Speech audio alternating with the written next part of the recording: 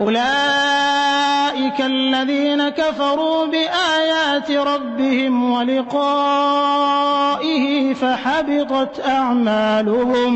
فحبطت أعمالهم فلا نقيم لهم يوم القيامة وزنا ذلك جزاؤهم جهنم بما كفروا واتخذوا آياتي ورسلي هزوا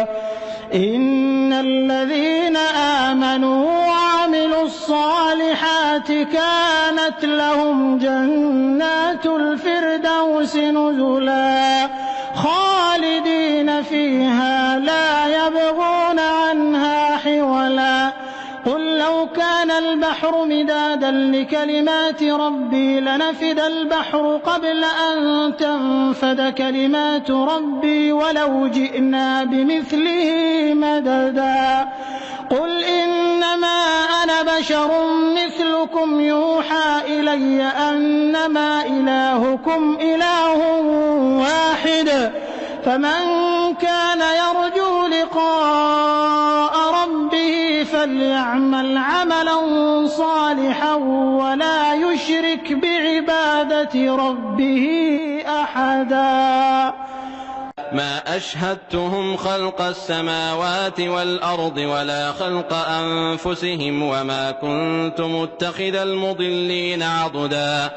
ويوم يقول نادوا شركائي الذين زعمتم فدعوهم فلم يستجيبوا لهم وجعلنا بينهم موبقا ورأى المجرمون النار فظنوا أنهم مواقعوها ولم يجدوا عنها مصرفا ولقد صرفنا في هذا القرآن للناس من كل مثل وكان الإنسان أكثر شيء جدلا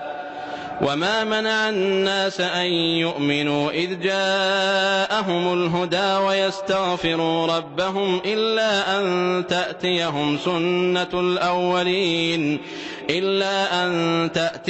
سنة الأولين أو يأتيهم العذاب قبلا وما نرسل المرسلين إلا مبشرين ومنذرين ويجادل الذين كفروا بالباطل ليدحضوا به الحق واتخذوا آياتي وما أنذروا هزوا ومن أظلم ممن ذكر بآيات ربه فأعرض عنها ونسي ما قدمت يداه إنا جعلنا على قلوبهم أكنة أن يفقهوه وفي آذانهم وقرا وإن تدعهم إلى الهدى فلن يهتدوا إذا أبدا وربك الغفور ذو الرحمة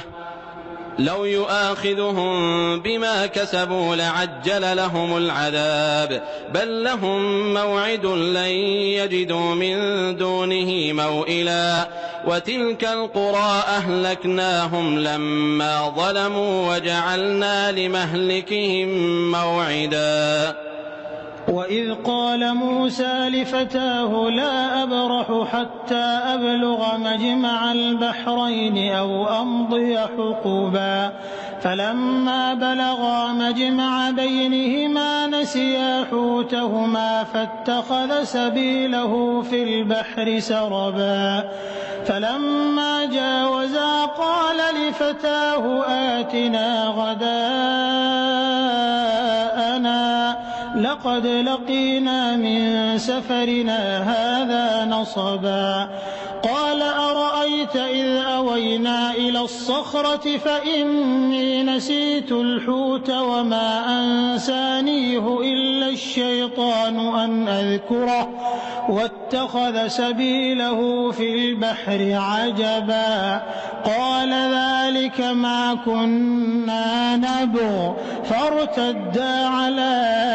آثارهما قصصا فوجدا عبدا من عبادنا آتيناه رحمة من عندنا وعلمناه من لدنا علما قال له موسى هل أتبعك على أن تعلمني مما علمت رشدا قال إنك لن تستطيع معي صبرا وكيف تصبر على ما لم تحط به خبرا قال ستجدني إن شاء الله صابرا ولا أعصي لك أمرا قال فإن اتبعتني فلا تسألني عن شيء حتى أحدث لك منه ذكرا فانطلقا حتى إذا ركبا في السفينة خرقها قال أخرقتها لتغرق أهلها لقد جئت شيئا إمرا قال ألم أقل إنك لن تستطيع معي صبرا قال لا تؤاخذني بما نسيت ولا ترهقني من أمري عسرا فانطلقا حتى إذا لقيا غلاما فقتله قال أقتلت نفسا زكية بغير نفس لقد جئت شيئا. وترى الشمس إذا طلعت تزاور عن كهفهم ذات اليمين وإذا غربت تقرضهم ذات الشمال وهم في فجوة منه ذلك من آيات الله من يهد الله فهو المهتد ومن يضلل فلن تجد له وليا مرشدا وتحسبهم أيقاظا وهم رقود ونقلبهم ذات اليمين وذات الشمال وكلبهم باسط ذراعيه بالوصيد لو اطلعت عليهم لوليت منهم فرارا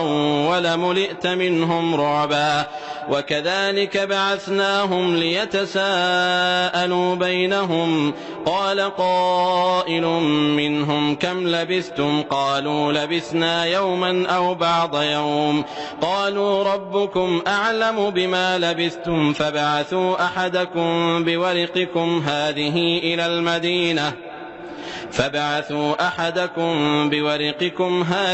إلى المدينة فلينظر أيها أزكى طعاما